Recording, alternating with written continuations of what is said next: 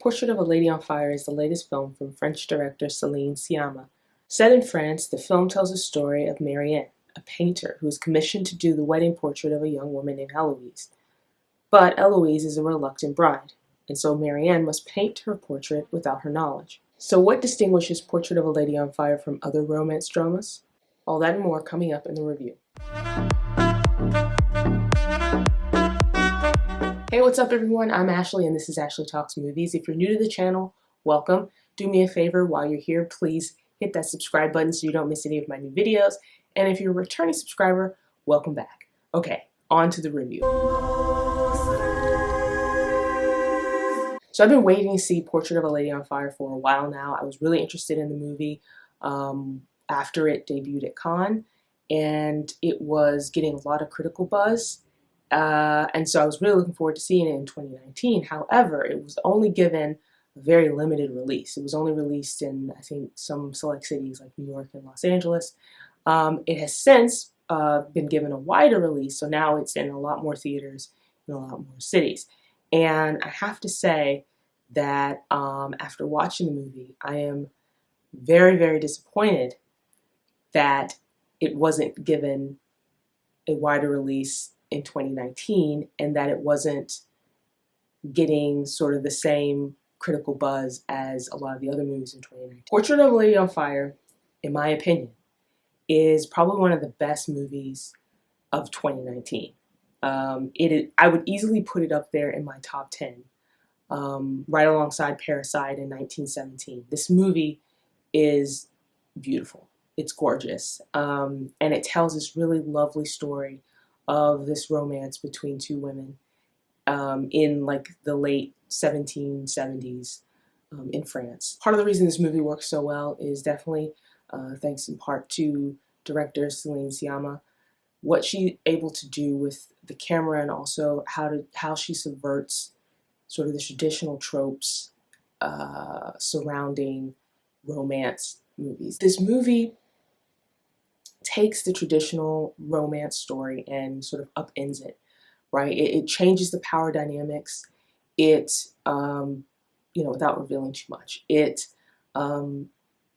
changes the trope between the artist and the muse, because in typical movies, when there's an artist and a muse, that there's a certain way that relationship unfolds, and in this movie, it's turned on its head.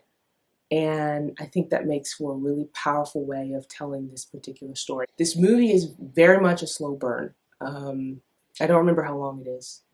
I didn't really care because I was invested the whole time. But it is really slow to reveal everything. Granted, the payoff is there, absolutely. The two actresses, the main actresses in this movie do a fantastic job.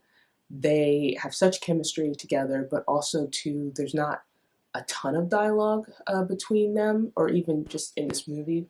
And so a lot of what they're able to convey comes through subtle glances, obvious glances, their body language. A lot of it is revealed in other ways besides just them talking to each other or talking to other characters. This movie is so subtle in how it sets everything up, and it also there's a lot of running themes in this movie. There's a lot of foreshadowing, so you definitely want to pay close attention to what is all being shown to you, and also what is being said, because again, a lot of things are set up and foreshadowed in this movie. Cinematography is gorgeous. I mean, the cinematography only enhances this story. You have these sweeping coastal scenes and shots of the ocean, the cliffs, even from the lighting in this movie when they're inside the manor and there's like a fireplace, and like how they're lit by the fire when characters are talking to each other, like just how everything is lit and how everything is shot. The color palette of this movie is gorgeous. I will say I was not prepared for the ending of this film. And I won't get into what happens, obviously, because I don't do spoilers here. But it was definitely an emotional ending. And the way that it's shot, I mean, my goodness, it's just a beautiful scene. Beautiful, beautiful scene.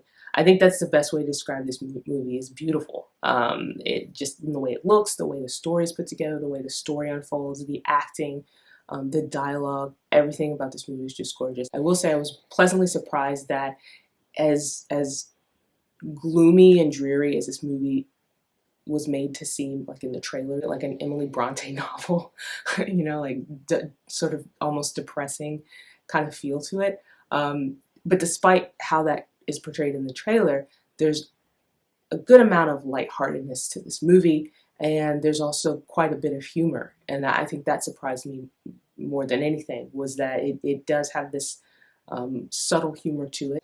I really enjoyed this film. I thought it was great, and I hope more people see it. And like I said before, I'm really sort of shocked and sort of upset that this movie didn't get more attention during award season. I honestly feel like if it had been nominated for an Oscar, which I know why it wasn't nominated an Oscar, because France put up a different film in the category. But if I mean, I think if this film had been nominated, it certainly would have probably, I don't think it would have beaten Parasite, but I mean, I think it would have benefited from being in that category. It's a great film. I definitely think you should see it if you get a chance.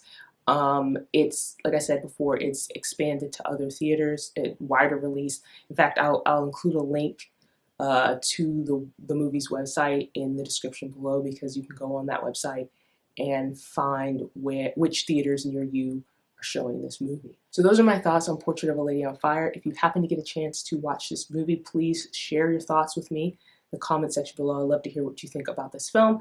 While you're here, please like this review and don't forget to hit that subscribe button.